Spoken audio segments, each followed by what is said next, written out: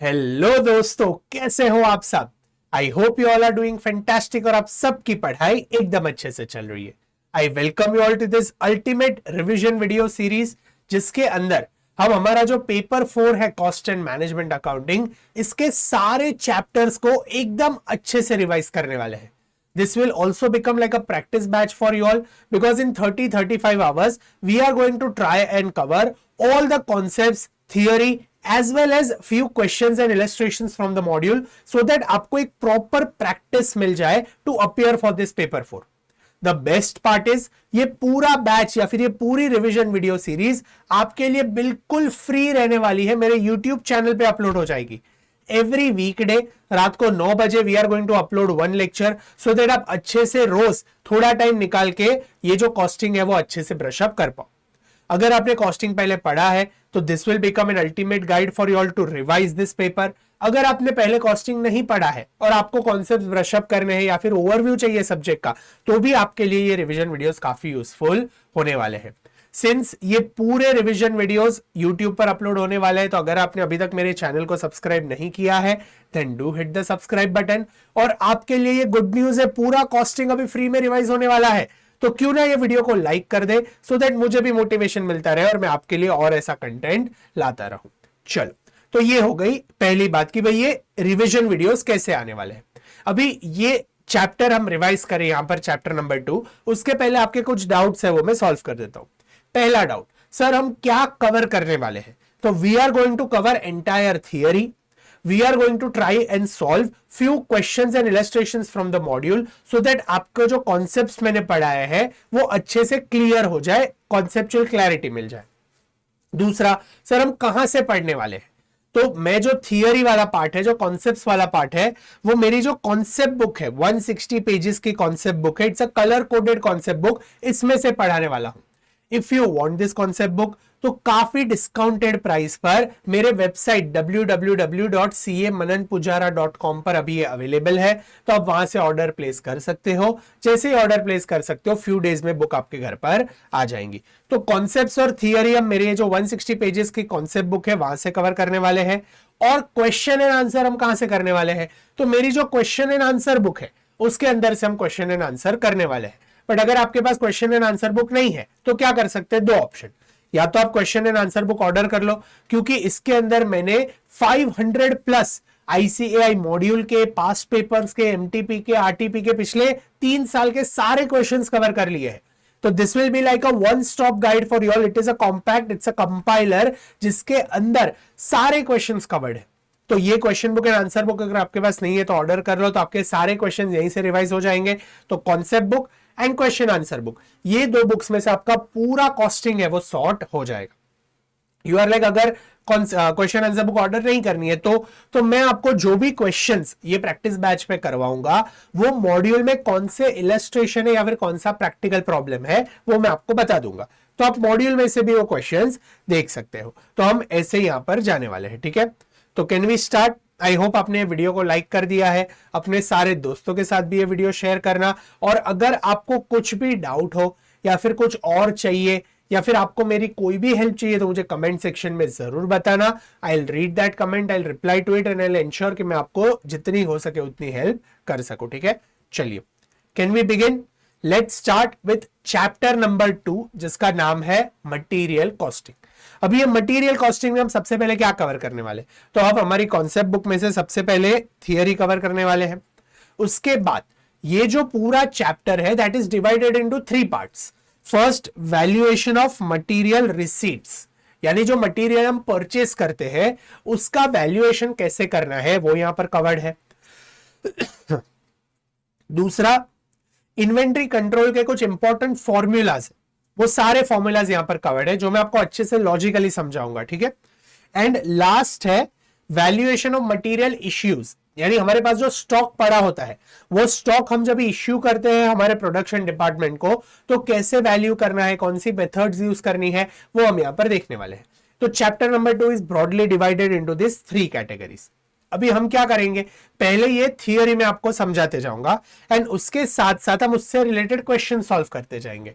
तो ये particular chapter में हम 1 2 3 4 5 6 क्वेश्चन सॉल्व करने वाले हैं।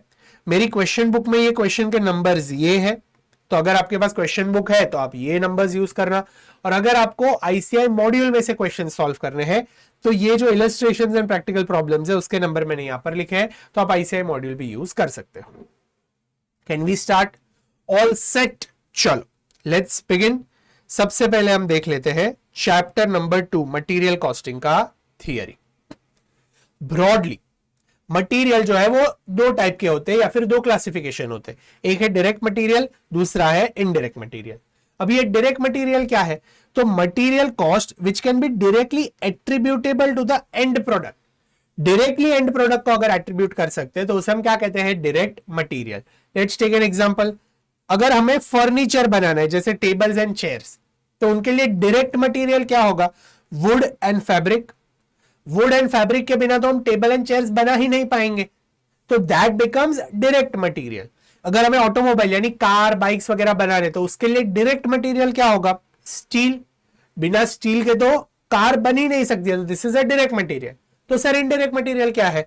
Indirect material is material cost which is not directly attributable. For example nails हो गए, ग्लू हो गया, स्क्रूज हो गए, पॉलिश हो गया, ये सारी चीजें अगर नहीं हुई तो ऐसा नहीं है कि प्रोडक्ट बनेगा नहीं, बनेगा, आधा अधूरा बनेगा, बट प्रोडक्ट बनाने के लिए जो मेन डायरेक्टली एट्रीब्यूटेबल कॉस्ट है that is nothing but direct material cost.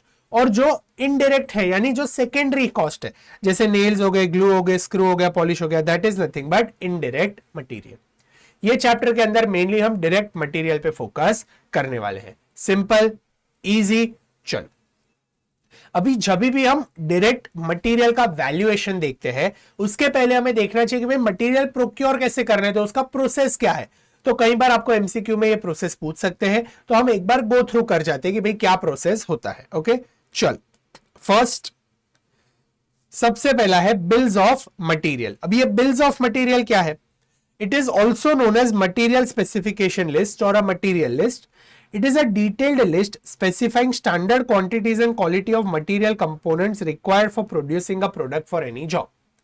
कोई एक पर्टिकुलर जॉब में, लेट्स टेक एन एग्जांपल, हम पेन बना रहे हैं, तो पेन बनाने के लिए आपको कौन से मटेरियल्स लगेंगे वो सारा हम कहां पर लिखते हैं? बिल्स ऑफ मटेरियल में। जैसे मुझे एक तो निब चाहिए, फिर मुझे बॉडी चाहिए, फिर मुझे रिफिल चाहिए, फिर मुझे ढक्कन चाहिए, कैप चाहिए। तो ये सारी मटेरियल की रिक्वायरमेंट जो है, प्लास्टिक है, इंक हो गया, बॉटल हो गया, फिर कवर हो गया, फिर ढक्कन हो गया, कैप हो गया, तो ये सारी चीजें हम कहां लिखेंगे? बिल्स ऑफ मटेरियल में लिखेंगे। उसके बाद material requisition note. It is a voucher of authority to get material issued from the store. Material bills of material approve हो जाता है मैनेजमेंट के पास कि ओके ये सारी चीजें हमें चाहिए। अभी ये सारी चीजें कहां रखी होगी? तो स्टोर्स में रखी होगी, यानी गोडाउन में, वेयरहाउस में रखी होगी। अभी जब भी प्रोडक्शन डिपार्टमेंट को ये सारे मटेरियल चाहिए प्रोडक्शन करने के लिए, तो वो कहां पर जाएगा? वो स्टोर कीपर के पास जाएगा, और स्टोर कीपर को क्या देगा? मटेरियल रिक्विजिशन नोट, कि भाई मुझे ये मटेरियल इतनी क्वांटिटी में चाहिए। मुझे 1000 पेन बनानी है तो मुझे 1200 पेन्स की रिफिल दे, तो मुझे उतना इंक दे, उतना प्लास्टिक बॉडी दे, उतने कैप दे, उतने निब्स दे। तो ये सारी चीजें कहां लिखी होती है? मटेरियल रिक्विजिशन नोट में। ओके, उसके बाद आ जाता है परचेस रिक्विजिशन। ये परचेस रिक्विजिशन क्या है? तो जैसे प्रोडक्शन डिपार्टमेंट स्टोर कीपर के पास जाता है उसके मटेरियल लेने के लिए, वो मटेरियल रिक्विजिशन नोट है। स्टोर कीपर के पास से मटेरियल कहां से आएगा? उसे सप्लायर के पास जाना पड़ेगा। तो सप्लायर के पास जब भी वो जाता है तो सप्लायर को वो क्या देगा? He will give purchase requisition. वो क्या देगा? परचेस रिक्विजिशन देगा कि भाई मुझे ये सारे मटेरियल्स चाहिए, क्या तेरे पास है? अगर है तो कितने प्राइस में है, क्या है, वो सारी चीजें वो कहां पर लिखेगा? परचेस रिक्विजिशन में लिखेगा कि भाई मुझे इतनी चीजें चाहिए। यानी इंक्वायरी करने के लिए, सप्लायर के पास जाने के लिए जो फर्स्ट डॉक्यूमेंट आपको देना होता है that is nothing but purchase requisition. उसके बाद है preparation and execution of purchase orders. अभी हमें जब भी मटेरियल परचेस करना है तो हमें परचेस ऑर्डर प्लेस करना पड़ेगा, लेकिन परचेस ऑर्डर प्लेस करने के लिए हमें सबसे पहले क्या करना पड़ेगा? We will have to invite quotations and we will have to select one. आपका परचेस रिक्विजिशन रेडी है कि भाई मुझे इतनी चीजें चाहिए। सप्लायर के पास आप गए, सारे सप्लायर्स को दे दिया भाई मेरे को इतने इतने इतने क्वांटिटी में ये गुड्स चाहिए, तो अभी मुझे रेट दे। तो सप्लायर सारे कोटेशंस हमें देंगे कि ओके सप्लायर ए ने इतना कोटेशन दिया, बी ने इतना दिया, सी ने इतना दिया, डी ने इतना दिया। फिर हम क्या करेंगे, ये सारे कोटेशंस को इवैल्यूएट करके एक कोटेशन सिलेक्ट करेंगे और वो कोटेशन के बेसिस पे हम परचेस ऑर्डर बनाएंगे और ऑर्डर प्लेस कर देंगे। जैसे ही हमने ऑर्डर प्लेस कर दिया, थोड़े दिन में सप्लायर हमें गुड्स दे देगा। जैसे ही गुड्स हमारे पास आते हैं तो we have to prepare a goods received note. If everything is in order and supply is considered suitable for acceptance, receiving department prepares a receiving report or a material inward note or a goods receipt note. इससे क्या होता है, इससे एक proof हो जाता है कि ओके गुड्स जो हमें आए वो सारे बराबर है या फिर इतने गुड्स हमें मिले हैं। तो goods receipt note is nothing but goods हमें मिल गए तो उसके हमें एक प्रॉपर रिकॉर्ड मेंटेन करना है। अभी हमें पता चला कि गुड्स तो हमने रिसीव कर लिए, बट जब भी प्रोडक्शन में गुड्स जा रहे थे तभी कुछ गुड्स डिफेक्टिव निकले, तो वो गुड्स हमें रिटर्न करने पड़ेंगे। तो जब भी हम गुड्स रिटर्न करते हैं तो while returning you have to prepare material returned note, so that एक रिकॉर्ड रहे कि भाई हमने कौन से गुड्स रिटर्न किए हैं। Prepare when all or any of the material is returned back to the vendor. And last है इनवॉइस। मटेरियल हमारे पास आ गया, हमने गुड्स रिसीट नोट बना लिए, कुछ डिफेक्टिव यूनिट्स थे वो वापस भेज दिए तो मटेरियल रिटर्न नोट बना लिया। अभी हमारे पास फाइनल क्वांटिटी ऑफ मटेरियल है जो हम यूज करने वाले हैं, तो उसका पेमेंट भी करना पड़ेगा सप्लायर को। तो सप्लायर को पेमेंट करने के लिए जो इनवॉइस आता है वो इनवॉइस हमें वहां से आएगा और हम पेमेंट कर देंगे। Final bill charge to the vendor of material. Invoice is on the basis of valuation of material and is recorded in the books of accounts. Clear, simple, easy, पूरा मटेरियल का प्रोक्योरमेंट प्रोसीजर आपको समझ में आ गया? Perfect. चलो now let's start with the important topic, one of the important topic of this chapter which is valuation of material receipts. इस पर क्वेश्चंस बनते हैं एग्जाम में, नॉट अ डिफिकल्ट टॉपिक। अच्छे से हम समझेंगे वैल्यूएशन ऑफ मटेरियल रिसीट कैसे करना है। अभी मटेरियल रिसीट का सबसे सिंपल मीनिंग क्या है भाई, जो मटेरियल हमारे पास आया, जो हमने परचेस किया, उसका वैल्यूएशन कैसे करना है। जो मटेरियल हमने परचेस किया उसका वैल्यूएशन कैसे करना है वो हमें यहां पर देखना है। एक सेकेंड, ये क्या हो गया? चलो, जो मटेरियल हमारे पास आया उसका वैल्यूएशन हमें कैसे करना है वो हम क्या करेंगे यहां पर देखेंगे। चलो, वैल्यूएशन करने के लिए आप मुझे बताओ सबसे पहली कौन सी चीज हमें इंक्लूड करनी है। The first and the most important thing to be included while valuing a material is nothing but purchase price. ये तो हमें इंक्लूड करना ही करना है, ये वो प्राइस है जिस पर हमने गुड्स परचेस किए हैं। तो सबसे पहले वैल्यू ऑफ मटेरियल आपको ले लेना है, परचेस प्राइस आपको ले लेनी है भाई कितने गुड्स मैंने खरीदा। उसके बाद कुछ चीजें आपको ऐड करनी है और कुछ चीजें आपको इग्नोर करनी है। कुछ चीजें ऐड करनी है, कुछ चीजें डिडक्ट करनी है और कुछ चीजें इग्नोर करनी है। वो हम यहां पर वैल्यूएशन ऑफ मटेरियल रिसीट में देखने वाले हैं। तो सबसे पहले हमने क्या किया, परचेस प्राइस ले लिया। परचेस प्राइस हमने ले लिया, अभी हमें क्या करना है, अभी हमें देखना है कि भाई कौन सी चीजें हमें ऐड करनी है और कौन सी चीजें हमें डिडक्ट करनी है। एक एक करके हम सारी चीजें देखते हैं, ठीक है। चलो, सबसे पहला है ट्रेड डिस्काउंट। सबसे पहला क्या है, trade discount. Trade discount is nothing but a discount which is deducted from the purchase price. यानी यूजुअली नॉर्मल बिजनेस पार्लेंस में हम क्या करते हैं, जो सप्लायर होता है वो हमें डिस्काउंट देता है। रेगुलर कस्टमर है, बल्क में कई बार खरीदते हैं, या फिर वो जो नॉर्मल 5% 10% डिस्काउंट वो सबको देता है। तो ये क्या है, this is nothing but trade discount, कि नॉर्मली बिजनेस में थोड़ा बहुत डिस्काउंट तो सब देते हैं। तो ये जो डिस्काउंट है सॉरी, ये जो डिस्काउंट है वो हमें क्या करना है, डिडक्ट करना है। ये जो डिस्काउंट है वो हमें डिडक्ट करना है। तो याद रखना, trade discount has to be deducted. दूसरा है क्वांटिटी डिस्काउंट। अभी क्वांटिटी डिस्काउंट का मतलब क्या है, अगर हम बल्क में परचेस करते हैं तो कई बार हमें डिस्काउंट मिलता है। आप एक यूनिट लेने जाओ, आप दुकान में जाते हो, मेरे को भाई एक पेन दे दो, 10 रुपए में ही देगा। बट आप उसके पास जाके बोलते हो मुझे 100 पेन्स चाहिए, तो वो शायद 10 रुपए का 9 रुपीज ले आपके पास से। तो ये 1 रुपी उसने डिस्काउंट क्यों किया, because you are purchasing quantity. आप बल्क में परचेस कर रहे हो, इसीलिए जो डिस्काउंट आपको मिलता है that is nothing but quantity discount. अभी ये क्वांटिटी डिस्काउंट को भी क्या करना है, you have to deduct the discount because ये नॉर्मली बिजनेस में मिलता है। तो quantity discount should also be deducted from the purchase price.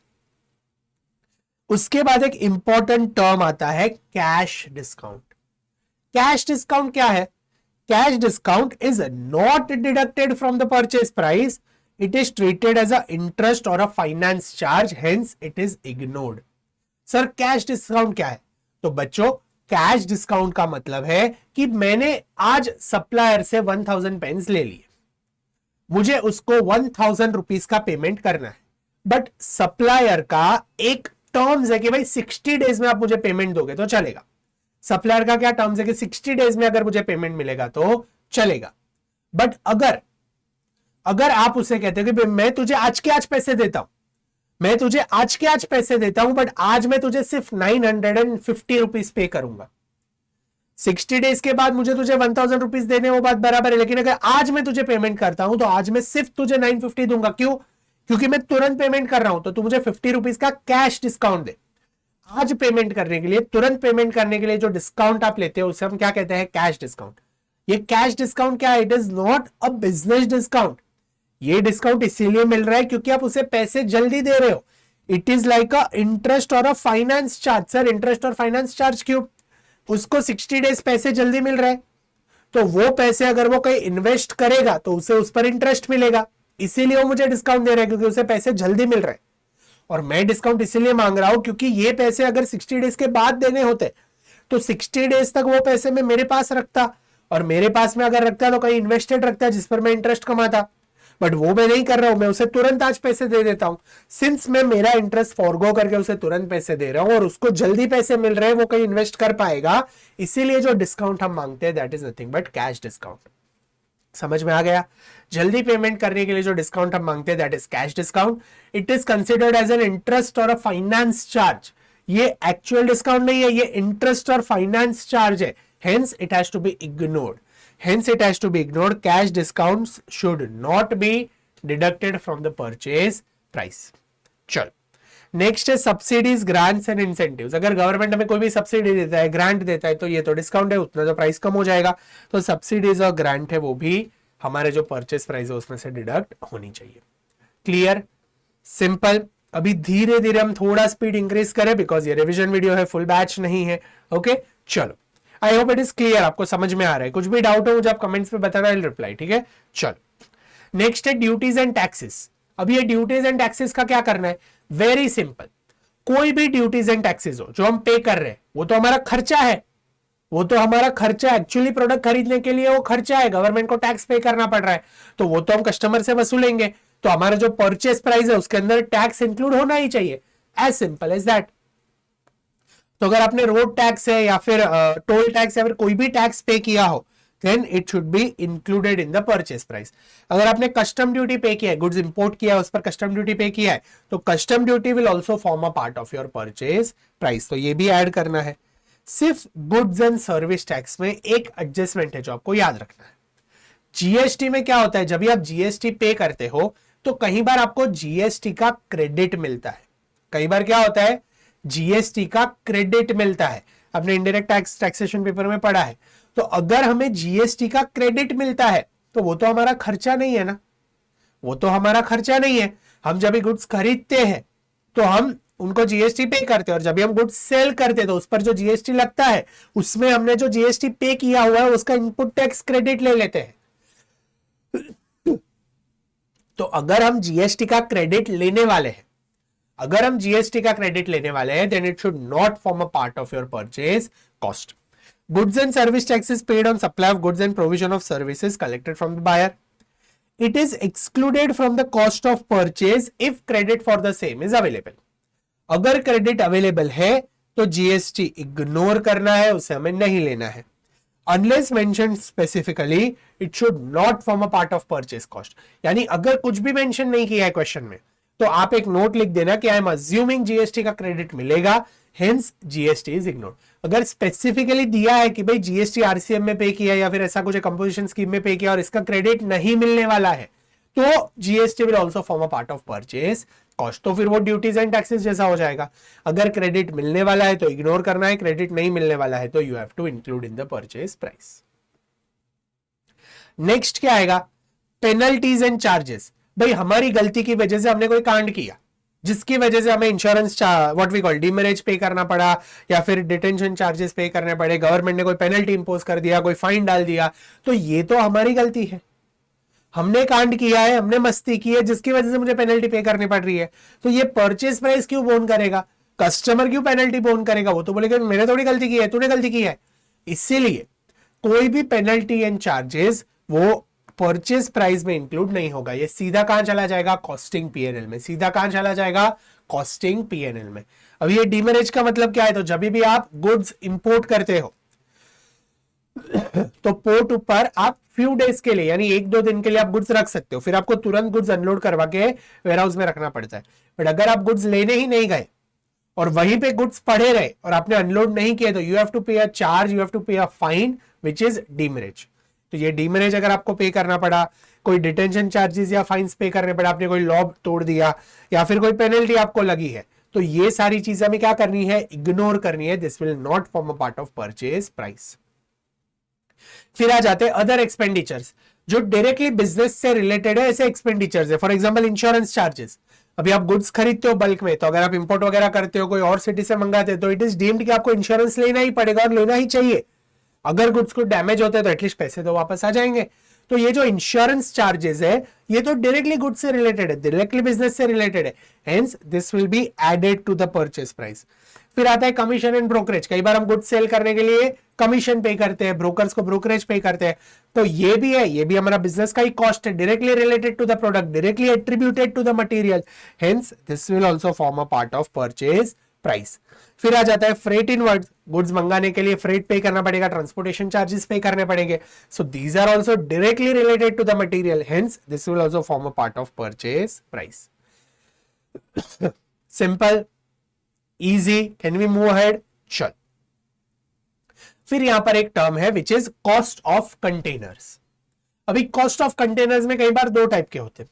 कई बार आप गुड्स मंगाते हो ना, तो केमिकल वगैरह आप मंगाते हो तो बड़े बड़े ड्रम्स और कंटेनर्स में मंगाते हो, जो रीयूजेबल होते हैं।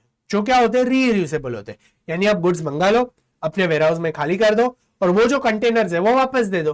तो अगर आपके जो कंटेनर्स है वो रिटर्नेबल कंटेनर्स है, आपको वो जो स्टोरेज का सामान है वो रिटर्न कर पाते और उसके पैसे वापस मिलने वाले हैं। अगर पैसे वापस मिलने वाले हैं, then it should not form a part of purchase price, तो इग्नोर कर दो। अगर नॉन रिटर्नेबल या फिर नॉन रिफंडेबल कंटेनर्स है, पैसे वापस नहीं मिलने वाले हैं, तो ये तो आपका परचेज प्राइस का कॉस्ट बन जाएगा, because this is directly attributable to bringing the material. Storage के बिना, कंटेनर के बिना तो मटेरियल आने नहीं वाला है, तो वो तो जो खर्चा है वो डायरेक्टली गुड से रिलेटेड है, तो ये purchase what we call purchase price का पार्ट बनेगा। तो अगर नॉन रिटर्नेबल कंटेनर्स है, then it will form a part of purchase price. But अगर रिटर्नेबल कंटेनर्स है, उसका पैसे वापस मिलने वाले, सिमिलर टू जीएसटी क्रेडिट, पैसे वापस मिलने वाले हैं, तो it should not form a part of purchase price. पैसे वापस नहीं मिलने वाले, then it should form a part of purchase price. उसके बाद आता है पार्ट अमाउंट रिफंडेड। कई बार क्या होता है, आपने 50 रुपीज का कंटेनर परचेस किया, लेकिन आप जब रिटर्न करते हो तो आपको सिर्फ 30 रुपीज मिलता है, पूरे पैसे नहीं मिलते हैं। Part amount is refunded. तो अगर पार्ट अमाउंट रिफंड होता है, तो जितना अमाउंट रिफंड हो गया वो परचेस प्राइस का पार्ट नहीं बनेगा, और जो अमाउंट रिफंड नहीं हुआ है, जो एक्चुअली आपका खर्चा लगा है, वो आपके परचेस प्राइस का पार्ट बन जाएगा। If the amount of refund on returning the container is less than the amount paid, then only the shortfall is added to the cost of purchase. आपने जितना पे किया उतना रिफंड नहीं मिला, तो जो अमाउंट रिफंड नहीं मिला है वो आपको ऐड कर देना है परचेस प्राइस में। Simple, easy, perfect. चलो, लास्ट पार्ट शॉर्टेज। उसके बाद हम क्या करेंगे, एक सम सॉल्व करने के वैल्यूएशन ऑफ मटेरियल रिसीट का, तो आपको ये जो कॉन्सेप्ट है वो अच्छे से क्लियर हो जाए। ठीक है। शॉर्टेज। अभी शॉर्टेज भी 2 रीजन की वजह से हो सकते हैं।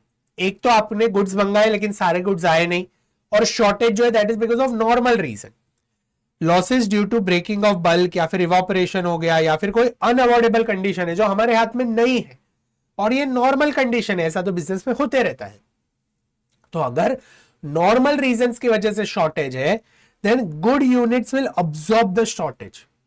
अगर शॉर्टेज आपका नॉर्मल रीजन की वजह से है, तो जो अच्छे यूनिट्स है ना, वो आपका जो शॉर्टेज है वो अब्सॉर्ब कर लेंगे। सर एक एग्जांपल दो। चलिए, आपका जो खर्चा है वो 1000 रुपीज का हुआ, और आपने मंगाए 1000 यूनिट्स, तो आइडियली मेरा पर यूनिट खर्चा कितना होगा, 1000 रुपीज डिवाइडेड बाई 1000 यूनिट्स, तो मेरा खर्चा होगा ₹1 पर यूनिट, करेक्ट।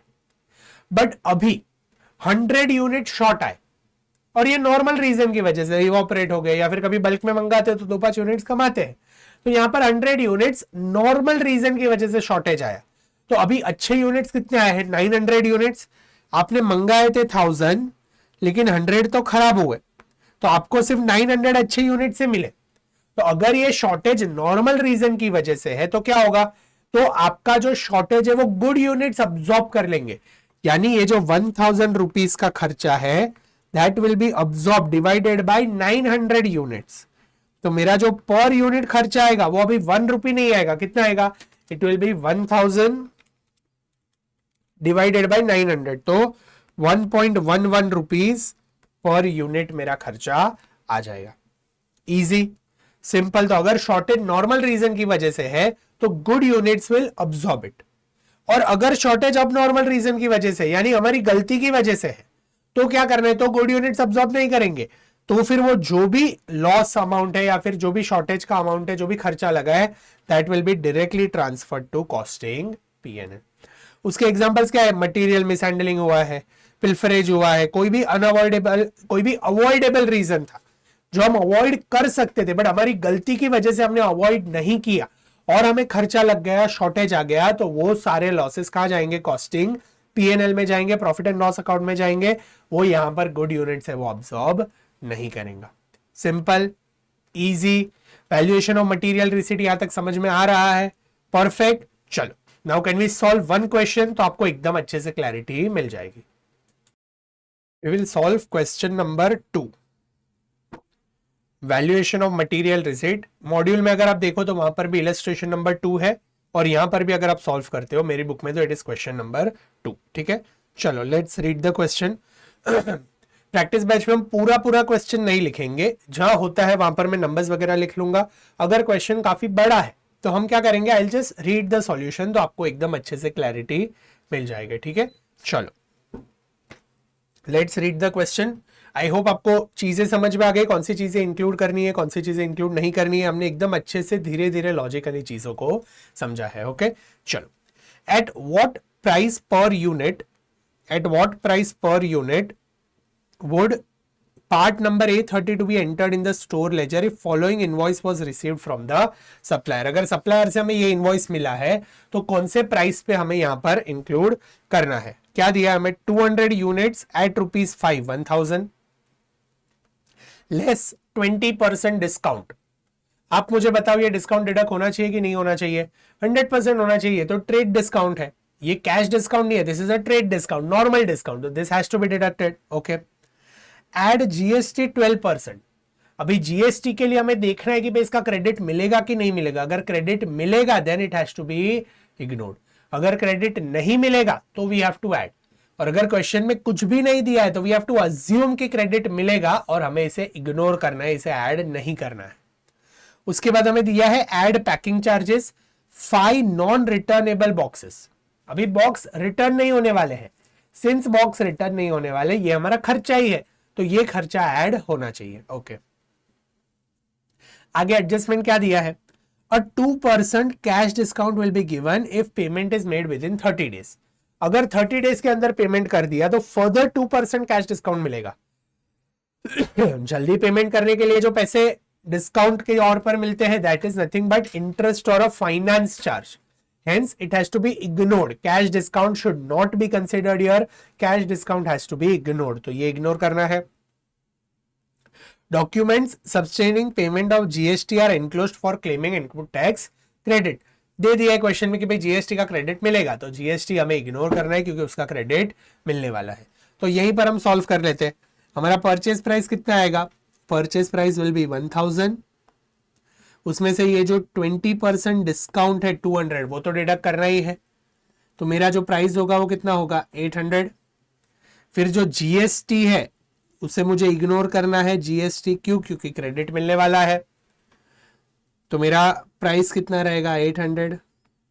फिर ये जो नॉन रिटर्नेबल कंटेनर्स है 50 रुपीज, ये तो रिटर्न नहीं होने वाले, तो ये तो मेरा खर्चा लगने ही वाला है परचेस प्राइस में, तो ये तो मुझे ऐड करने पड़ेंगे। तो ऐड 50 रुपीज, तो मेरा टोटल खर्चा कितना होगा 850। और कोई खर्चा है यहाँ पर नहीं, कैश डिस्काउंट तो हमें लेना नहीं है, तो मेरा जो टोटल खर्चा होता है दैट कम्स टू 850 रुपीज। और मेरे यूनिट्स कितने हैं, मेरे यहाँ पर टोटल यूनिट्स है 200 यूनिट्स, टोटल 200 यूनिट्स। तो पर यूनिट खर्चा कितना होगा, cost per unit is equal to 850 rupees divided by 200। 850 divide by 200, तो कितना होगा 850 divide by 200, 4.25 rupees per unit, 4.25 rupees per unit. Simple, easy, समझ में आ गया कैसे वैल्यू करना है, कौन सी चीजें लेनी है, कौन सी चीजें नहीं लेनी है। Can we move ahead? Perfect, चल let's start, let's move to another topic. Another important topic in material costing chapter is inventory control formulas. बहुत इंपॉर्टेंट टॉपिक है, इस पर क्वेश्चंस आने ही वाले, या तो एमसीक्यू में आएंगे या फिर फुल फ्लैश क्वेश्चन आएगा। इसके अंदर हम फॉर्मूलाज देखने वाले हैं, reorder level, reorder quantity, maximum stock, minimum stock, average stock, danger stock and buffer stock. ये सारे फॉर्मूलाज हम देखेंगे एक एक करके। मैं सारे फॉर्मूलाज पहले आपको लॉजिकली समझा देता हूं, और फिर इससे रिलेटेड हम 2 क्वेश्चंस करने वाले हैं, सो दैट आपको एकदम अच्छे से क्लैरिटी मिल जाए। ठीक है, चलो कैन वी स्टार्ट? चलो 1 मिनट पानी पी लेते हैं, आप भी पानी पी लो, फिर I will explain you all the formulas.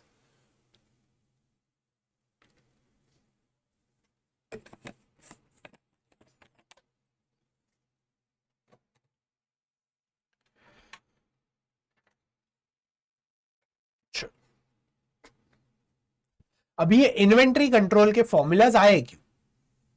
तो यूजुअली क्या होता है, हम यहां पर चैप्टर पढ़ रहे हैं डायरेक्ट मटेरियल, प्रोडक्शन डिपार्टमेंट तो आके मुझे बोलेगा भाई मुझे इतना मटेरियल चाहिए, इतना मटेरियल लाके दे दे। वेयर हाउस वाला भी उसकी सुन के जितना मटेरियल उसने बोला उतना ऑर्डर करके रख देगा। अभी हमें पता तो होना चाहिए कि जो मटेरियल हमने मंगाया है उतना रिक्वायर्ड है कि नहीं, क्योंकि अगर हमने कम मटेरियल मंगवाया तो हमारा बिजनेस अटका पड़ा रहेगा, प्रोडक्शन डिपार्टमेंट प्रोडक्शन रुका रहेगा, तो जो भी खर्चे हो रहे हैं वहां पर एम्प्लॉय का खर्चा है, मशीन चलाने का खर्चा है, वो सारा वेस्ट होता जाएगा, क्योंकि मशीन उतना टाइम आइडियल पड़ा रहेगा, जो लेबर है वो फ्री बैठे रहेंगे। तो मटेरियल कम नहीं होना चाहिए, अभी मटेरियल कम नहीं होना चाहिए, ये डर से अगर मैं बहुत सारा मटेरियल ऑर्डर कर देता हूं, तो अगर मैंने बहुत सारा मटेरियल ऑर्डर कर दिया तो मेरे पास बहुत मटेरियल पड़ जाएगा, तो उसे रखूंगा, तो उसे रखने के लिए मुझे स्टोरेज कॉस्ट इनकर करना पड़ेगा, मुझे वेयरहाउस का खर्चा देना पड़ेगा, मेरा कैपिटल ब्लॉक हो जाएगा, क्योंकि जैसे मैंने गुड्स खरीदे पैसे तो देने पड़ेंगे, कोई फ्री में तो देने नहीं वाला है। तो एक तो मेरा कैपिटल ब्लॉक हो गया, दूसरा मुझे स्टोरेज जो है उसका भी खर्चा इनकर करना पड़ेगा। इसीलिए कुछ लॉजिकल बेसिस पे हमें देखना है कि भाई मैं ज्यादा भी ना मंगवा लूं और कम भी ना मंगवा लूं। इसीलिए ये इन्वेंट्री कंट्रोल के फॉर्मूलाज आए कि भाई ये फॉर्मूलाज आप यूज करके आप डिसाइड करो कि आपका स्टॉक लेवल कितना होना चाहिए, कितने गुड्स आपको रखने हैं और कितने गुड्स आपको ऑर्डर करने हैं। The main objective of inventory control is to maintain a trade off between stock out and over stock. Main objective क्या है कि भाई स्टॉक आउट भी ना हो जाए हम और ओवर स्टॉकिंग भी ना हो जाए हम, तो दोनों तरह से हमें एक ट्रेड ऑफ मेंटेन करना है, एक बैलेंस हमें मेंटेन करना है। इसीलिए यहां पर ये इन्वेंट्री कंट्रोल के कुछ फॉर्मूलाज है वो हमें देखने हैं। ठीक है, चल एक एक करके हम सारे फॉर्मूलाज देख लेते हैं। सबसे पहले हम जो रीऑर्डर क्वांटिटी या फिर इकोनॉमिक ऑर्डर क्वांटिटी का फॉर्मूला है वो देखेंगे। अपने सीए फाउंडेशन में भी ये फॉर्मूला किया होगा, अगर आपको याद है वेल एंड गुड, नहीं याद है मैं लॉजिकली आपको समझा दूंगा कि ये फॉर्मूला कैसे आया। ठीक है, चलो तो इकोनॉमिक ऑर्डर क्वांटिटी, अभी इकोनॉमिक ऑर्डर क्वांटिटी का फॉर्मूला आपने देखा होगा। इकोनॉमिक ऑर्डर क्वांटिटी का फॉर्मूला हमें पता है, EOQ root of 2 into A into O upon C. Comments में मुझे बताओ ये फॉर्मूलाज आपने देखा है, ये फॉर्मूला आपने पढ़ा है पहले, ये फॉर्मूला आपने सुना है पहले? परफेक्ट, बहुत सारे बच्चों ने सुना है, बहुत सारे बच्चों ने पढ़ा है, कुछ स्टूडेंट्स को याद नहीं है। नो वरीज, हम लॉजिकली अच्छे से समझेंगे EOQ क्या है, इकोनॉमिक ऑर्डर क्वांटिटी क्या है। ओके चलो, व्हाट इज EOQ? तो इकोनॉमिक ऑर्डर क्वांटिटी या फिर रीऑर्डर क्वांटिटी का मतलब है हमें कितनी क्वांटिटी का ऑर्डर प्लेस करना चाहिए। जब भी हम ऑर्डर प्लेस करते हैं तो कितनी क्वांटिटी हमें मंगानी चाहिए।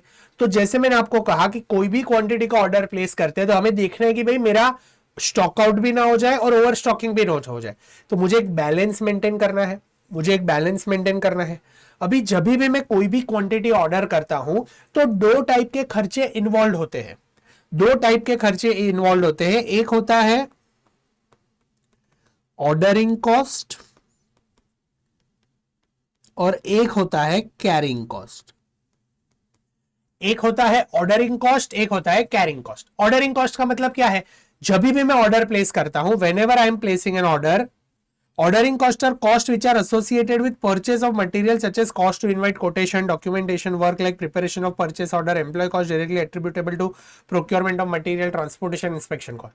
यानी एक ऑर्डर प्लेस करने के लिए जितने भी खर्चे इनकर करने पड़ रहे, that is nothing but ordering cost. यानी एक ऑर्डर प्लेस करने का खर्चा कितना है, that is nothing but ordering cost. Carrying cost क्या है? Carrying cost is nothing but storage cost. Carrying cost नाम में ही है कैरिंग, यानी गुड्स कैरी करने का खर्चा। Carrying cost are for holding the inventory in store such as cost of fund invested in the inventory, cost of storage, insurance, obsolescence etcetera. तो ये सारे खर्चे ये यूजुअली इंटरेस्ट रेट में दिए होते हैं, क्योंकि carrying cost is usually storage cost which is calculated in percentage. तो दूसरा हो गया कैरिंग कॉस्ट। अभी मुझे कितनी क्वांटिटी ऑर्डर करनी चाहिए? तो I should order that quantity where my ordering cost में यानी ओ एंड कैरिंग कॉस्ट यानी सी इज मिनिमम।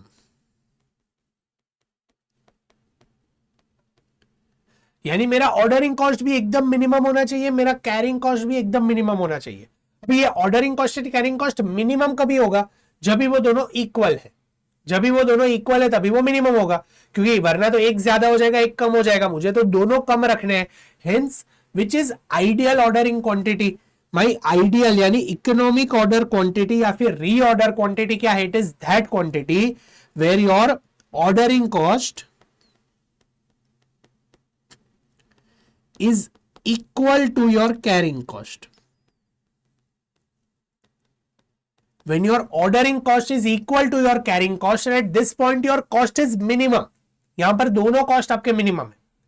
अभी आप मुझे बताओ ऑर्डरिंग कॉस्ट क्या है? Ordering cost is nothing but number of orders into cost per order. Ordering cost क्या है भाई? जितने ऑर्डर में प्लेस करूंगा उसका पर ऑर्डर खर्चा कितना लग रहा है उसका टोटल मारूंगा तो मुझे मिलेगा ऑर्डरिंग कॉस्ट। कैरिंग कॉस्ट क्या है? Carrying cost is nothing but average inventory into carrying cost. Average inventory क्यों लिया सर? देखो आज मैंने 200 क्वांटिटी का ऑर्डर प्लेस किया तो जरूरी नहीं है कि ये पूरे 200 क्वांटिटी मेरे पास आज स्टोरेज में रहेंगे। ऐसा भी हो सकता है कि ये सारे 200 जैसे ही मेरे पास आए वो तुरंत प्रोडक्शन फ्लोर पे चले गए। ऐसा भी हो सकता है कि वो 200 के 200 सारे मेरे पास अभी आज पड़े रहे जिस पर मुझे स्टोरेज कॉस्ट इनकर करना पड़ेगा। ऐसा भी हो सकता है कि वो 200 में से 100 चले गए, 100 पड़े हैं, तो मुझे पता नहीं है। At any given point of time जब भी मैं 200 क्वांटिटी ऑर्डर करता हूं तो मेरे पास 0 से लेके 200 तक क्वांटिटी कभी भी पड़ी रहेगी। 0 से 200 के बीच में कभी भी कोई ना कोई क्वांटिटी तो पड़ी रहेगी। इसलिए मैं एवरेज इन्वेंट्री ले लेता हूं कि भाई जितना मैंने ऑर्डर किया है उसका एवरेज इन्वेंट्री ले लो और उस पर कैरिंग कॉस्ट कैलकुलेट कर दो। Easy, logical, okay. अभी नंबर ऑफ ऑर्डर्स कैसे मिलेगा? Number of orders is nothing but my annual demand, यानी मेरी साल की टोटल कितनी डिमांड है divided by my order size. मैं कितने ऑर्डर्स प्लेस करता हूं, मैं कितने का ऑर्डर सॉरी कितनी क्वांटिटी का ऑर्डर प्लेस करता हूं, that is EOQ. Economic order quantity is the order size. मुझे कितना ऑर्डर प्लेस करना है, कितनी क्वांटिटी का एक ऑर्डर प्लेस करना है, दैट इज ईओक्यू।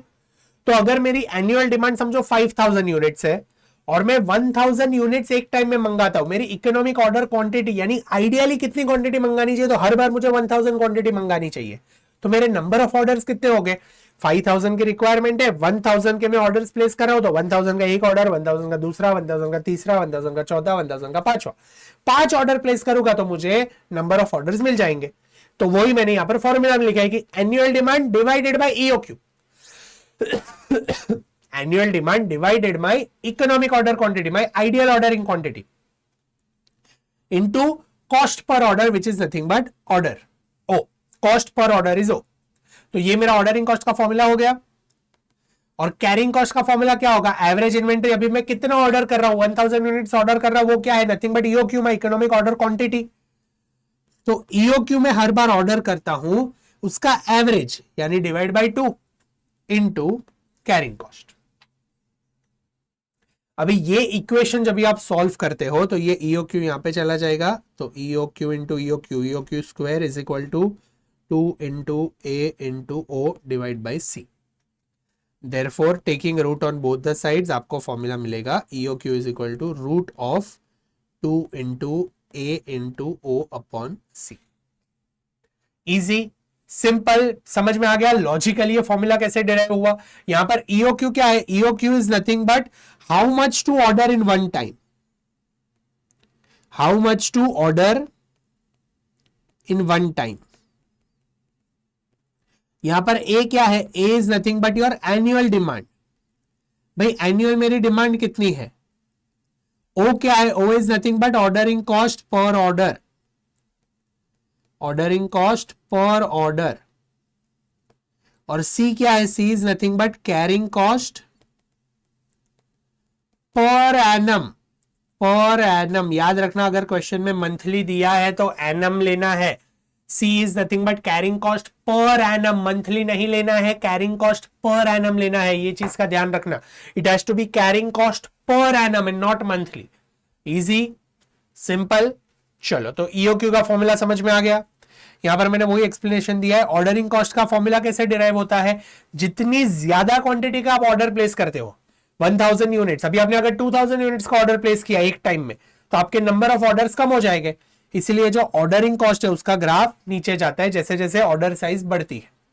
और आपका जो कैरिंग कॉस्ट है, जैसे जैसे ऑर्डर साइज बढ़ेगी वैसे उतनी ज्यादा क्वांटिटी मेरे पास आएगी, तो एवरेज इन्वेंट्री उतनी ज्यादा हो जाएगी, तो मेरा जो कैरिंग कॉस्ट है वो बढ़ता जाएगा। Therefore increase in reorder quantity, मेरी रीऑर्डर क्वांटिटी या फिर जो ईओक्यू है, एक टाइम में मैं कितना मंगाता हूं, अगर ये ज्यादा है यानी ये क्वांटिटी बढ़ती जा रही है, तो मेरे जो नंबर ऑफ ऑर्डर्स है वो कम होते जाएंगे, तो मेरा जो ऑर्डरिंग कॉस्ट है वो भी क्या हो जाएगा, कम हो जाएगा। यानी ईओक्यू का ऑर्डरिंग कॉस्ट के साथ जो ग्राफ है वो कैसा है, इनवर्स रिलेशनशिप है, करेक्ट। और अगर मेरा आरओक्यू या फिर ईओक्यू यानी ऑर्डरिंग साइज बढ़ती जा रही है तो मेरे पास ज्यादा स्टॉक आता जाएगा, तो मेरा जो एवरेज इन्वेंट्री है वो भी बढ़ती जाएगी। और अगर एवरेज इन्वेंट्री बढ़ रही है तो मेरा जो कैरिंग कॉस्ट है वो भी क्या हो जाएगा, बढ़ते जाएगा। तो जो रिलेशनशिप ईओक्यू का कैरिंग कॉस्ट के साथ है वो कैसा है, डायरेक्ट रिलेशनशिप है।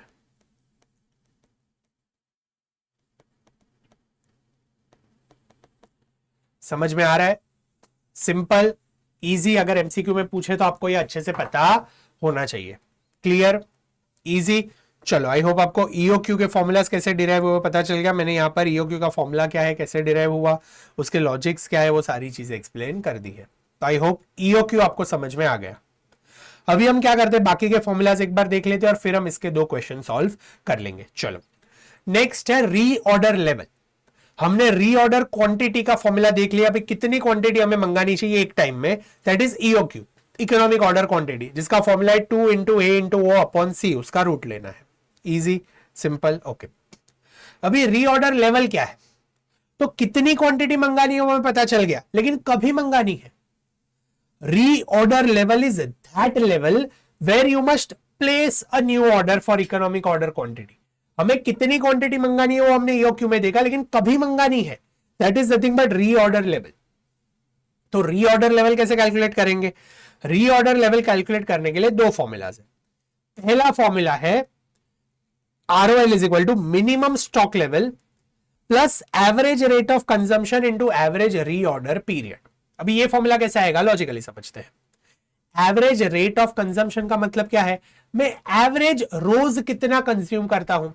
लेट्स टेक एन एग्जांपल, मैं रोज 15 units of raw material consume करता हूं, ये मेरा एवरेज कंजम्पशन है भाई। 15 यूनिट्स तो मैं रोज कंज्यूम करता हूं। अभी रीऑर्डर पीरियड का मतलब क्या है कि अगर आज मैं ऑर्डर प्लेस करता हूं तो सप्लायर मुझे कितने दिन में गुड्स देगा, that is nothing but reorder period.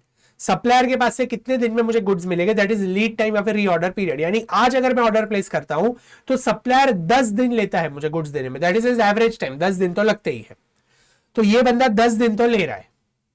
तो at what level I should place N order, reorder level. तो एक तो मिनिमम स्टॉक लेवल होगा जो हर बार मैं मेंटेन करता हूं, safety stock, buffer stock. Let's take an example कि मैं 100 यूनिट्स मेरे पास सेफ्टी के लिए मेंटेन करता हूं, तो 100 यूनिट्स तो मेरे पास हर बार पड़े रहते हैं, प्लस मेरा एवरेज कंजम्पशन 15 यूनिट्स का है। रोज मुझे 15 यूनिट्स लगेंगे, 15 यूनिट्स लगेंगे, 15 यूनिट्स लगेंगे, 15 यूनिट्स लगेंगे। और आज अगर मैं ऑर्डर प्लेस करता हूं तो 10 दिन के बाद मुझे सप्लायर देगा, तो वो 10 दिन का तो सामान मेरे पास होना चाहिए। तो 15 यूनिट्स इंटू 10 यानी 100 प्लस 150, 250 यूनिट्स जब भी मेरे पास होना तभी मुझे रीऑर्डर लेवल यानी तभी मुझे ऑर्डर प्लेस कर देना चाहिए। यानी एट 250 लेवल में ऑर्डर प्लेस कर दूंगा तो वो 10 दिन लेगा, और ये 250 में से आज मैं 15 यूज करूंगा तो मेरे पास 235 रहेगा, वापस में 15 यूज करूंगा तो मेरे पास 220 रहेगा। ऐसे करते करते 10 डेज लगेंगे वो बंदे को मुझे देने के लिए, और 10 दिन तक मैं यूज करते करते करते करते नीचे आ जाऊंगा तो मेरे पास 100 रहेगा। 100 has to be maintained at all time which is my minimum stock level. इसीलिए रीऑर्डर लेवल का फॉर्मूला क्या है, minimum stock level plus average consumption into average lead time. समझ में आ गया? मेरा एवरेज कंजम्पशन कितना है और सप्लायर एवरेज कितना टाइम ले रहा है, उतना यूसेज मेरा होगा, उतना स्टॉक जब भी मेरे पास हो, प्लस जो मिनिमम स्टॉक में मेंटेन करता हूं उतना स्टॉक जब भी टोटल मेरे पास बचे तभी मुझे नया ऑर्डर प्लेस करना है। तो रीऑर्डर लेवल का ये फॉर्मूला है minimum stock level plus average rate of consumption into average reorder period. कई बार ऐसा हो सकता है कि भाई business minimum stock level maintain ही नहीं करता है, तो हर बार जरूरी नहीं है ना कि एवरेज ही यूज होगा। मैं अज्यूम कर रहा हूं कि एवरेज 15 यूज होगा, क्या पता प्रोडक्शन डिपार्टमेंट ने आज ज्यादा काम कर लिया और उन्होंने 20 यूनिट्स यूज कर लिए, तो अगर आज 20 यूज हो गए और मेरे पास एक्स्ट्रा स्टॉक पड़ा ही नहीं है तो ये बंदा तो 10 दिन के पहले देने ही नहीं वाला है, तो मैं तो स्टॉक आउट हो जाऊंगा। तो दूसरा फॉर्मूला रीऑर्डर लेवल का क्या है, अगर आप मिनिमम स्टॉक लेवल मेंटेन नहीं करते हो तो अज्यूम करो कि भाई रोज मेरा मैक्सिमम कंजम्पशन कितना होगा, मैक्सिमम कंजम्पशन 20 होगा, उससे ज्यादा तो मैं नहीं करता हूं, तो my maximum consumption will be 20 units per day. और अगर सप्लायर बहुत टाइम लेता है तो भी वो मैक्सिमम टाइम कितना लेगा, वो 10 दिन एवरेज दे ही देता है 10 दिन में, लेकिन मैक्सिमम अगर उसने लिया तो भी वो 12 दिन लेगा, 12 दिन से ज्यादा तो वो नहीं लेगा। तो मुझे क्या करना है, 20 इंटू 12 यानी जब भी मेरे पास 240 यूनिट्स बचे तभी मुझे नया ऑर्डर प्लेस कर देना। तो रीऑर्डर लेवल का दूसरा फॉर्मूला क्या है, maximum consumption into maximum reorder period. यानी मैं रोज मैक्सिमम कंज्यूम करेंगे ऐसा अज्यूम कर रहा हूं, और सप्लायर मैक्सिमम टाइम लेके मुझे गुड्स देगा तो मेरे पास इनफ स्टॉक है। अभी आप अगर एवरेज कंजम्पशन करो, मिनिमम कंजम्पशन करो, सप्लायर 10 दिन में देगे तो आपके लिए तो अच्छा ही है, आपके लिए तो गुड्स पड़ा ही रहेगा।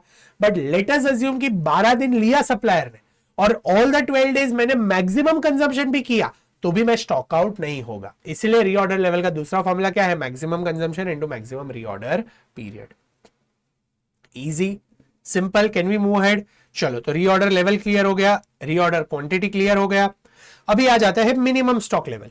तो मिनिमम स्टॉक लेवल कैसे मेंटेन करना है, तो मिनिमम स्टॉक लेवल का फॉर्मूला है, it is nothing but reverse of reorder level. हमने रीऑर्डर लेवल का फॉर्मूला क्या देखा, minimum stock level plus average consumption into average lead time या फिर एवरेज रीऑर्डर पीरियड। तो मिनिमम स्टॉक लेवल का फॉर्मूला क्या आएगा, minimum stock level is nothing but reorder level minus average consumption into average lead time. Correct, मैं सिर्फ average consumption into average lead time को यहां पे लेके गया। तो मिनिमम स्टॉक लेवल मेरे पास कितना मेंटेन रहेगा भाई, रीऑर्डर लेवल पे मैंने 250 यूनिट्स पे ऑर्डर प्लेस कर दिया और बाकी के आने वाले 10 दिन में एवरेज कंजम्पशन करता रह रहा हूं, तो एक ऐसा पॉइंट आएगा जब भी मेरे पास मिनिमम स्टॉक लेवल पड़ा रहेगा, जब भी जो नया ऑर्डर मैंने प्लेस किया इकोनॉमिक ऑर्डर क्वांटिटी का वो मेरे पास आ जाएगा। तो मिनिमम स्टॉक लेवल का फॉर्मूला पता चल गया, reorder level minus average consumption into average reorder period. Okay, maximum stock level का फॉर्मूला क्या है मेरे पास भाई? मैक्सिमम कितनी क्वांटिटी पड़ी रहेगी, मैक्सिमम स्टॉक मेरे पास कितना पड़ा रहेगा at any given point of time? तो एक तो देखो रीऑर्डर लेवल, रीऑर्डर लेवल पे मैं ऑर्डर प्लेस करता हूं नया, तो रीऑर्डर लेवल तो मेरे पास पड़ा है, तो पहला मैक्सिमम स्टॉक के लिए जो मेरे पास पड़ा रहेगा that will B reorder level.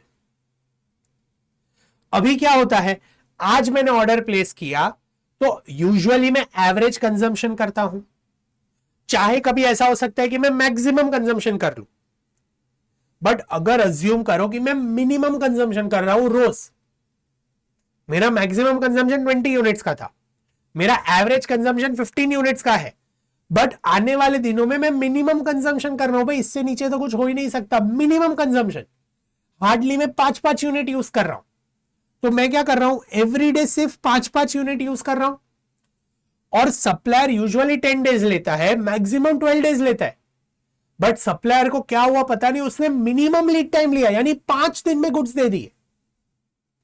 तो क्या हुआ, 5 दिन के लिए मैंने मिनिमम कंजम्पशन किया, मैंने सिर्फ 5 यूनिट्स यूज किए एवरी 5 डेज, यानी 5, और सप्लायर ने 5 ही दिन में मुझे गुड्स दे दिए, तो मेरे तो सिर्फ 25 यूनिट्स ही यूज हुए।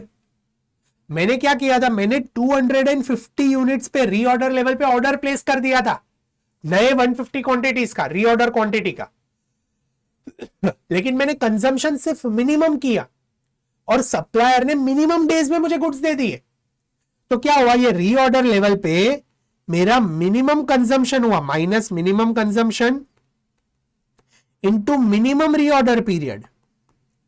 मैंने रीऑर्डर लेवल पे ऑर्डर प्लेस कर दिया, उसके बाद मेरा मिनिमम कंजम्पशन हुआ और मिनिमम रीऑर्डर पीरियड में गुड्स आ गए, तो मेरे सिर्फ 25 यूनिट्स ही यूज हुए थे, तब तक रीऑर्डर क्वांटिटी वापस मेरे पास आ गई, वो ऑर्डर जो मैंने प्लेस किया था वो वापस आ गया।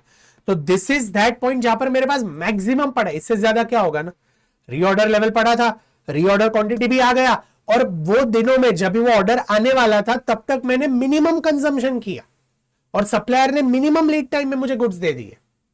इसीलिए मैक्सिमम क्वांटिटी का फॉर्मूला क्या है, reorder level minus minimum consumption into minimum lead time plus reorder quantity. तो ये 375 हो जाएगा, यानी मैक्सिमम मेरे पास 375 पड़ा रहेगा। Logical, simple, easy, can we move ahead? चल, फिर आ जाता है average inventory. The average inventory का एक तो बेसिक सिंपल फॉर्मूला है जो आप सबको पता है, which is maximum stock level plus minimum stock level divided by 2। ये तो हम हर बार करते हैं, दिस इज एवरेज, ऐसे ही करते हैं, maximum plus minimum divide by 2। तो एक ये फॉर्मूला है एवरेज स्टॉक लेवल का। दूसरा फॉर्मूला एवरेज स्टॉक लेवल का है, कई बार कंपनीज क्या बोलती है, मिनिमम स्टॉक लेवल तो मेंटेन करो, उसको हाथ मत लगाओ। मिनिमम स्टॉक लेवल तो जो मेरे पास बिजनेस में पड़ा है वो पड़ा ही रहेगा, उसको हाथ मत लगाओ, वो तो रहेगा ही रहेगा। उसके अलावा आपको जो भी कैलकुलेशंस करने हैं वो करो। तो हम हर बार क्या करते हैं, रीऑर्डर क्वांटिटी ऑर्डर करते हैं, तो reorder quantity economic order quantity का हाफ कर लो, तो मिनिमम स्टॉक लेवल तो मेरे पास हर बार पड़ा रहेगा प्लस हाफ ऑफ ईओक्यू या फिर हाफ ऑफ आरओक्यू।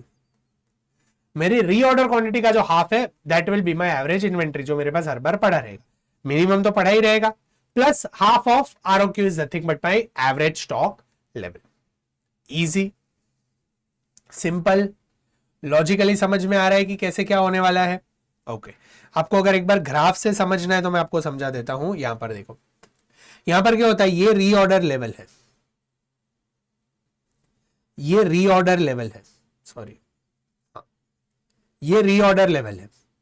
ये लेवल पे मैंने क्या किया, ऑर्डर प्लेस कर दिया कि भाई मुझे ऑर्डर दे दो। कितना ऑर्डर प्लेस किया, इतना, कि भाई इतना मुझे ऑर्डर चाहिए, बट तुरंत तो मिलेगा नहीं, तो तब तक मैं क्या करूंगा, गुड्स यूज करता रहूंगा।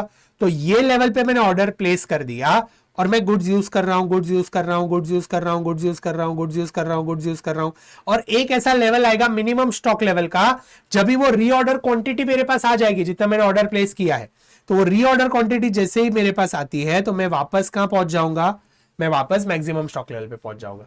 अभी मैं क्या करूंगा, अभी मैं गुड्स यूज करता जाऊंगा, यूज करता जाऊंगा, यूज करता जाऊंगा, यूज करता जाऊंगा, I will reach a level, reorder level, जब भी मैं वापस ऑर्डर प्लेस कर दूंगा फॉर रीऑर्डर क्वांटिटी, जैसे ही मैंने ऑर्डर प्लेस किया, अभी ड्यूरिंग दैट टाइम यहां पर मैं गुड्स यूज कर रहा हूं, I will reach a level of minimum stock level जहां पर गुड्स जो है वो वापस रिप्लेनिश हो जाएंगे। Easy, simple, logical. तो मैक्सिमम स्टॉक लेवल का फॉर्मूला कैसे आया भाई? रीऑर्डर लेवल पे मैंने ऑर्डर तो प्लेस कर दिया, बट ये जो टाइम है, ये टाइम में मैंने मिनिमम यूज किया, मिनिमम कंजम्पशन किया, और सप्लायर ने कम से कम टाइम लेके गुड्स दे दिया मुझे, और जैसे ही उसने गुड्स दिया, ये गुड्स तो मेरे पास वापस आ गए, तो रीऑर्डर क्वांटिटी मेरे पास वापस आ गए, तो that is my maximum stock जो मेरे पास पड़ा रहेगा। मैक्सिमम स्टॉक का फॉर्मूला क्या है? Reorder level minus minimum consumption into minimum lead time plus reorder quantity. Simple, easy. Last formula है डेंजर लेवल का। डेंजर लेवल क्या है? It is that level at which normal issue of raw material inventory stopped and only emergency purchases are made। कई बार ऐसा होता है कि हम इतना कम हो जाते हैं हमारे पास स्टॉक की अभी हम नॉर्मल इश्यू नहीं कर सकते, कोई इमरजेंसी परचेस है तो ही हम इश्यू करेंगे। तो मैनेजमेंट की परमिशन लेके क्या करेंगे? जो हमारा एवरेज कंजम्पशन है into lead time for emergency purchase है, that is nothing but my danger level. यानी एवरेज में रोज 15 यूनिट्स यूज करता हूं, और अगर सप्लायर को मैं बोलता हूं भाई इमरजेंसी है, मेरे को गुड्स चाहिए ही चाहिए, तो इमरजेंसी के केसेस में भी वो 3 दिन तो लेता है, 3 दिन से कम में तो वो कभी नहीं देगा। तो यहां पर जब भी मैं 45 यूनिट्स तक पहुंच गया और मैंने अभी तक ऑर्डर प्लेस कर नहीं किया है, that means I am at a danger level. 45 units is my danger level. भाई अभी तो ऑर्डर प्लेस करना ही पड़ेगा, वरना मैं कंप्लीटली स्टॉक आउट हो जाऊंगा, क्योंकि सप्लायर इमरजेंसी के केस में 3 दिन में देता है। तो डेंजर लेवल क्या? It is nothing but average consumption into lead time for emergency purchase. Simple, easy. सारे इन्वेंट्री कंट्रोल के फॉर्मूलाज समझ में आ गए। होप लॉजिकली एकदम अच्छे से आपको समझ में आ गए, हमने टाइम लेके समझा है। अभी 2 क्वेश्चंस हम सॉल्व करते हैं तो आपको एकदम क्लैरिटी मिल जाएगी। ठीक है, कौन से 2 क्वेश्चंस है? एक है इलस्ट्रेशन 4, दूसरा है प्रैक्टिकल प्रॉब्लम 6। मेरे बुक के अंदर it is question number 4 and question number 18। ठीक है, चलो तो पहले हम क्वेश्चन नंबर 4 सॉल्व करते हैं, फिर क्वेश्चन नंबर 18 सॉल्व करते हैं। Compute EOQ and total variable cost for the following. Okay.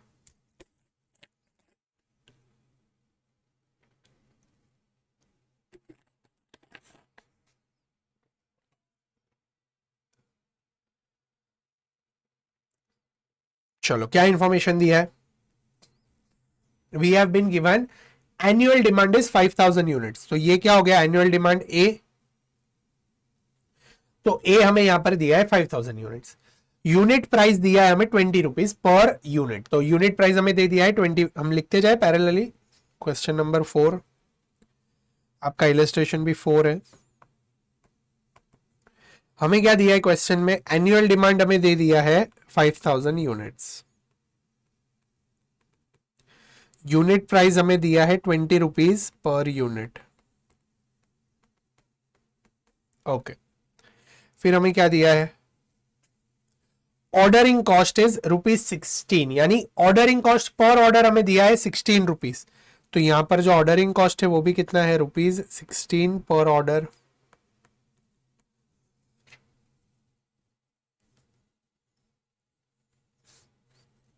उसके बाद हमें दिया है स्टोरेज रेट इज 2%, यानी कैरिंग कॉस्ट दिया है। इंटरेस्ट रेट इज 12%, यानी हम अगर गुड्स आज ऑर्डर करते हैं तो उतना हमारा कैपिटल भी फ्रंट ब्लॉक हो जाएगा, तो interest rate will also form a part of carrying cost. And obsolescence rate, यानी गुड्स कई बार ओल्ड हो जाते हैं, ऑब्सोलीट हो जाते हैं, तो डैमेज हो जाते हैं, तो ये भी it's a part of carrying cost. तो ये 6% दिया है।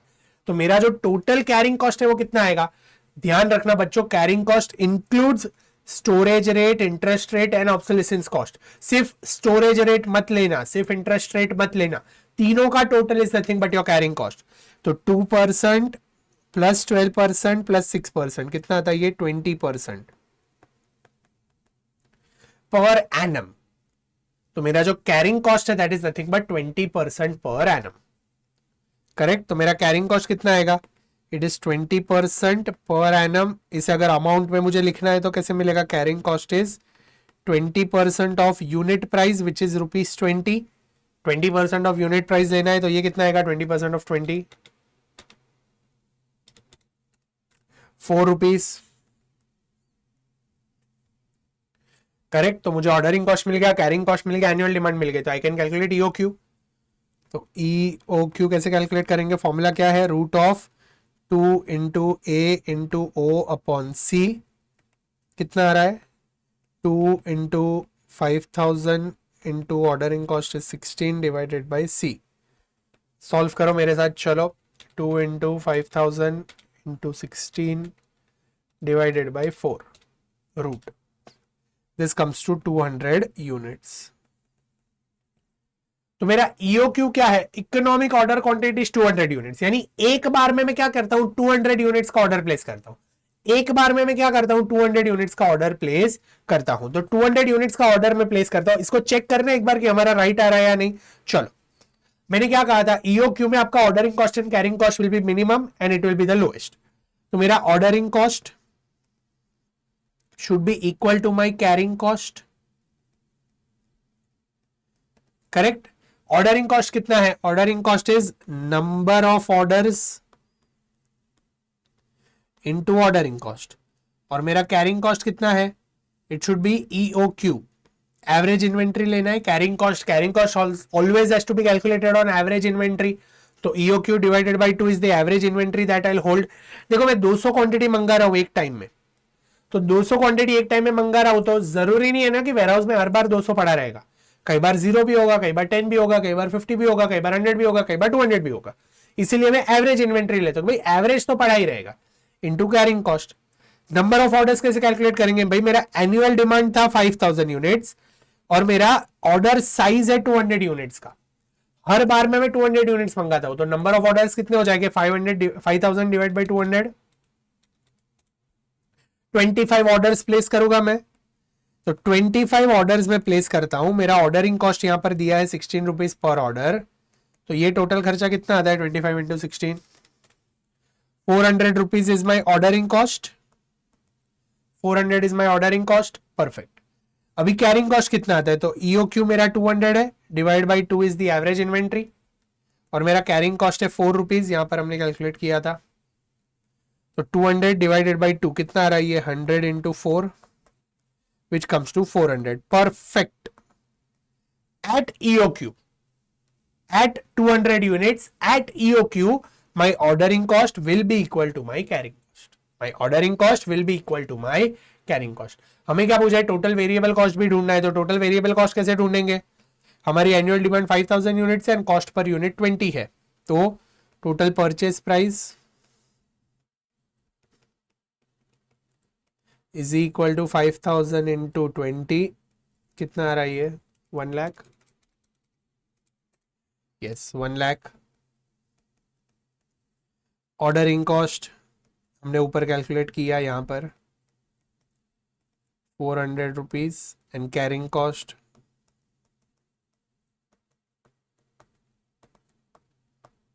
मेरा जो टोटल कॉस्ट आएगा that will B 1,08,000 rupees. Correct. Simple, easy, समझ में आ गया EOQ का फॉर्मूला कैसे अप्लाई करना है. क्वेश्चन में भी आगे पूछा है कि determine the total cost if the new price is 12.8. तो ये तो आप खुद भी सॉल्व कर सकते हो. ये 20 की जगह जो मेरा प्राइस है दैट इज 12.8. तो अगर 12.8 है तो मेरा कैरिंग कॉस्ट कितना आएगा? 12.8 इंटू 20%. यहां पर ये जो मेरा कैरिंग कॉस्ट है ये 20% ऑफ 12.8 हो जाएगा. तो ये कितना आएगा? 2.56. तो ये 2.56 को लेके हमें पूरा क्वेश्चन वापस सॉल्व करना है. सिंपल, इजी, खुद से कर लोगे. तो यहां पर हमारा जो EOQ का कॉन्सेप्ट है वो आपको अच्छे से समझ में आ गया है. अभी एक सम हम और कर लेते हैं जिसके अंदर क्या है? सारे फॉर्मूलाज है. ये जो reorder level, maximum stock, minimum stock level, तो आपको उसकी भी एक अच्छे से क्लैरिटी मिल जाएगी. ठीक है, चलो तो लेट्स स्टार्ट क्वेश्चन नंबर 18. आपके मॉड्यूल के अंदर वो है I think illustration. It is practical problem 6. तो अगर आप मॉड्यूल में से देख रहे हो तो प्रैक्टिकल प्रॉब्लम 6 देख लो. मेरे बुक में से देख रहे हो तो क्वेश्चन नंबर 18 देख लो. चलो, question number 18. Let's read the question. क्या दिया है? From the details given below calculate reorder level, maximum level, minimum level and danger level. हमें 4 चीजें कैलकुलेट करनी है. Reorder level, maximum level, minimum level and danger level. 4 चीजें हमें calculate करनी है. ओके. इंफॉर्मेशन क्या दिया है? Cost of placing a purchase order is 4000. Okay, तो ordering cost is 4000 per order. ठीक है, लिख लेते हैं. Question number 18. हमें क्वेश्चन में क्या दिया है, ordering cost is ₹4,000. Okay, number of units to be purchase during the year is 5 lakh. Annual demand दे दी है 5 लाख यूनिट्स.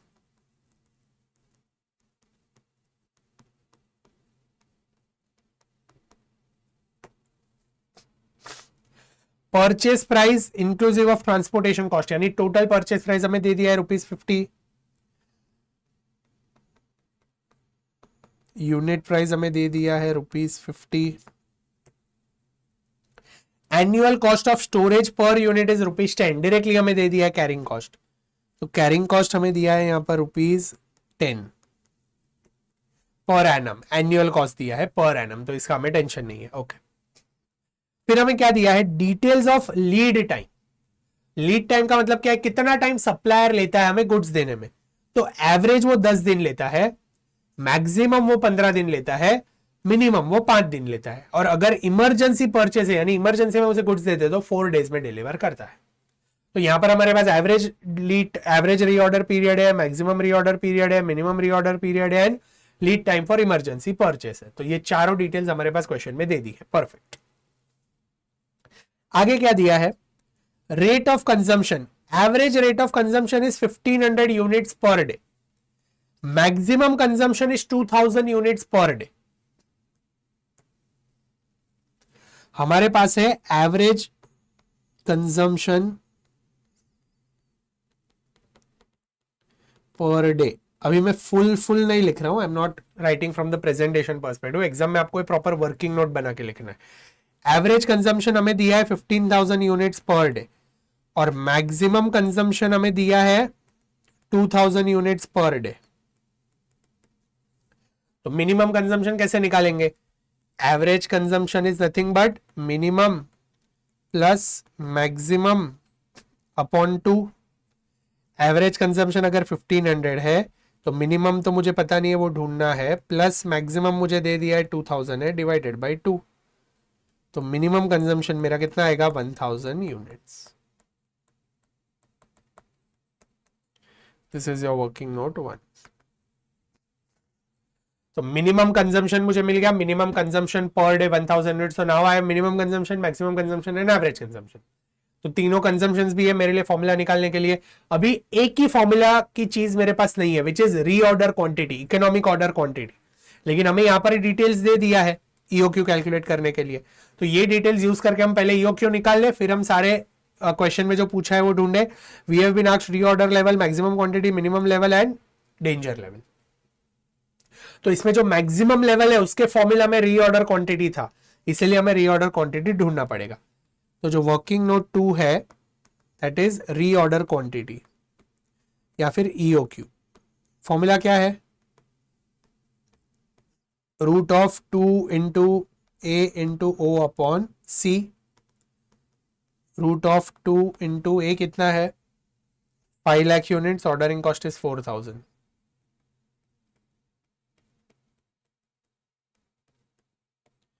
कैरिंग कॉस्ट कितना है, 10 रुपीज. ये कितना आ रहा है, कैलकुलेट करो.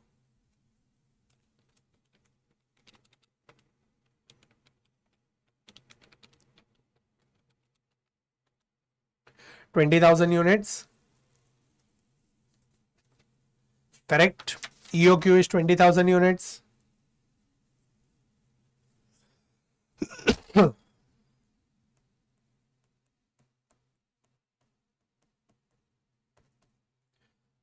EOQ मिल गया. अभी हम कैलकुलेट कर सकते हैं चारों चीजें. चलो सबसे पहले हमें क्या पूछा है, reorder level. First is reorder level.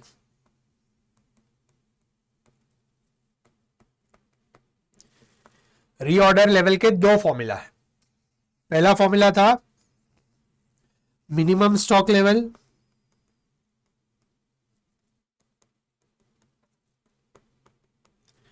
Plus average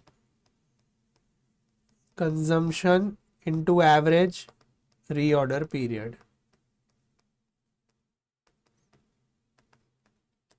पर मेरे पास मिनिमम स्टॉक लेवल तो है ही नहीं. सर हमने ऊपर तो ढूंढा, बेटा ऊपर हमने मिनिमम कंजम्पशन पर डे ढूंढा है. मिनिमम स्टॉक लेवल नहीं ढूंढा है, मिनिमम कंजम्पशन पर डे। भाई मैं मिनिमम कितना रोज कंज्यूम करता हूं वो मैंने ढूंढा है। मिनिमम स्टॉक लेवल तो मुझे पूछा है क्वेश्चन में जो मुझे ढूंढना है, तो मिनिमम स्टॉक लेवल तो मेरे पास है ही नहीं, तो ये फॉर्मूला मैं यूज नहीं कर सकता। तो रीऑर्डर लेवल का दूसरा फॉर्मूला कौन सा है? Next formula is maximum stock level, sorry maximum consumption. Maximum stock level तो हमें ढूंढना है, maximum consumption into maximum reorder period.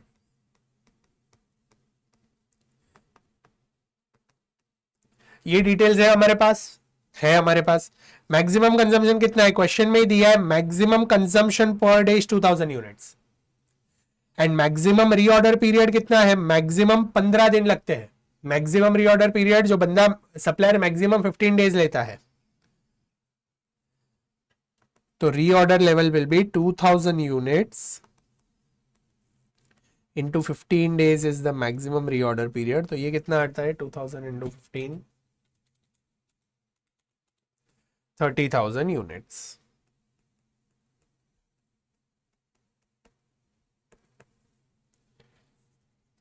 Correct. चलो नेक्स्ट हमें ढूंढना है maximum level, maximum stock level. देखो maximum stock level and maximum consumption are two different things. Stock level यानी कितना मेंटेन करता है मैक्सिमम, कितना होगा मैक्सिमम। मैक्सिमम कंजम्पशन यानी रोज हम कितना मैक्सिमम कंज्यूम कर रहे हैं। मैक्सिमम स्टॉक लेवल का फॉर्मूला क्या है? Reorder level. रीऑर्डर लेवल पे मैंने ऑर्डर प्लेस कर दिया और आने वाले दिनों में मेरा मिनिमम कंजम्पशन हुआ, इनटू मिनिमम रीऑर्डर पीरियड। उसने कम से कम टाइम में सप्लायर ने मुझे दे दिया, और जब भी सप्लायर ने मुझे दिया तभी उसने मुझे रीऑर्डर क्वांटिटी दिया, जो मैंने ऑर्डर प्लेस किया था वो पूरा मेरे पास आ गया। तो this is nothing but maximum stock, इतना मेरे पास मैक्सिमम हो सकता है। तो मेरा रीऑर्डर लेवल कितना है? मैंने यहां पर कैलकुलेट किया 30,000 रीऑर्डर लेवल। तो 30,000 is my reorder level minus minimum consumption मेरा कितना है? तो मैंने यहां पर ऊपर कैलकुलेट किया था, my minimum consumption is 1000 units per day. और सप्लायर मिनिमम कितना दिन लेगा? मैक्सिमम 15 डेज लेते हैं, लेकिन मिनिमम 5 डेज में वो गुड्स दे देता है, तो मिनिमम इज 5 डेज। और जब भी मैं ऑर्डर प्लेस करता हूं तो एक साथ कितने क्वांटिटी मंगाता हूं? तो मैंने यहां पर EOQ कैलकुलेट किया है, 20,000 units is my ordering size. तो मैं एक साथ 20,000 यूनिट्स मंगाता हूं, तो मेरे पास मैक्सिमम कितना स्टॉक रहेगा? देखो 30,000 लेवल पे मैंने ऑर्डर प्लेस कर दिया, लेकिन मैंने यूज सिर्फ 5,000 की है। 30,000 लेवल पे मैंने ऑर्डर प्लेस कर दिया, लेकिन मैंने यूज सिर्फ 5,000 किया, क्योंकि वो बंदे ने 5 दिन में मुझे दे दिए और मैंने पांचों दिन सिर्फ मिनिमम कंज्यूम किया। और जब भी मेरे पास गुड्स आया तभी ये पूरे 20,000 वापस आ गए। तो maximum stock level will B 45,000 unit. Correct. Maximum stock level. अभी मिनिमम स्टॉक लेवल ढूंढ लेते हैं। मिनिमम स्टॉक लेवल का फॉर्मूला क्या है? मिनिमम स्टॉक लेवल का फॉर्मूला है, उल्टा करना था हमें रीऑर्डर लेवल के फॉर्मूला को। तो reorder level minus average consumption into average reorder period.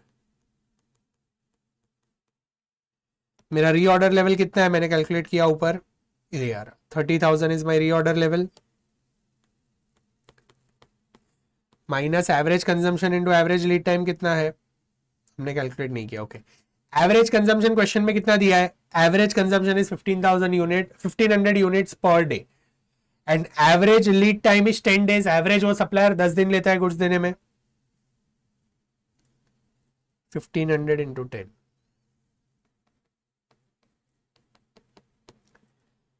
तो ये कितना आता है? 15,000। तो 30,000 minus 15,000, answer is 15,000 is my minimum stock level. Correct. और लास्ट फॉर्मूला है डेंजर लेवल। डेंजर लेवल का फॉर्मूला क्या था भाई? मेरा एवरेज कंजम्पशन कितना है इनटू रीऑर्डर पीरियड या फिर lead time for emergency purchase. मेरा एवरेज कंजम्पशन तो 1500 यूनिट्स है, and lead time for emergency purchase हमें दिया है 4 डेज क्वेश्चन में। सो इंटू 4 डेज का स्टॉक होना चाहिए मेरे पास, तो 1500 into 4 this comes to 6000 units. तो ये हो गया मेरा डेंजर लेवल। तो चारों फॉर्मूलाज हमने अभी तक जितना भी सीखा है वो सबका एप्लीकेशन हमने यहां पर देख लिया। I hope it is clear, simple, easy, समझ में आ रहा है। तो आई होप मटेरियल कॉस्टिंग के जो दो इंपॉर्टेंट टॉपिक्स थे वो यहां पर हमने कवर कर लिया। अभी जो लास्ट टॉपिक है which is valuation of in material issues, जिसमें फीफो मेथड है, लिफो मेथड है एंड वेटेड एवरेज मेथड है। और एक यहाँ पर क्वेश्चन है ये इन्वेंट्री टर्नओवर रेशियो के। तो ये दो टॉपिक्स हमारे बाकी है, तो ये दो टॉपिक्स हम कल के सेशन में कर लेते हैं, ठीक है। I hope it is clear, simple. आज आपको मजा आया है? Do let me know in the comment कि आपको कैसा लगा, आपको मजा आ रहा है, नहीं आ रहा है, समझ में आ रहा है, I need to improve something, because आपके कमेंट्स में पढ़ता हूं and it really motivates me. अगर आपने वीडियो को लाइक नहीं किया है then do hit the like button. अपने सारे दोस्तों के साथ ये वीडियो जरूर शेयर करना so that it becomes useful for them also, और मुझे भी मोटिवेशन मिलेगा। और अगर आपको ये concept book, question book and answer book order करना है then you can visit my website www.camananpujara.com। यहाँ से आप ऑर्डर प्लेस कर सकते हो। मेरा जो इंटर के लिए बैच है वो भी एग्जाम ओरिएंटेड बैच मई के अंदर आने वाला है। तो मई में भी अगर आपको बैच चाहिए तो उसके डिटेल्स भी आपको वेबसाइट पे दिख जाएंगे, तो वहां से आप बैच भी परचेज कर सकते हो, ठीक है। I hope it is clear, simple. मिलते हैं कल, अच्छे से समझ में आ रहा है? Do hit the like button, do share this video with your friends, comment करके जाना।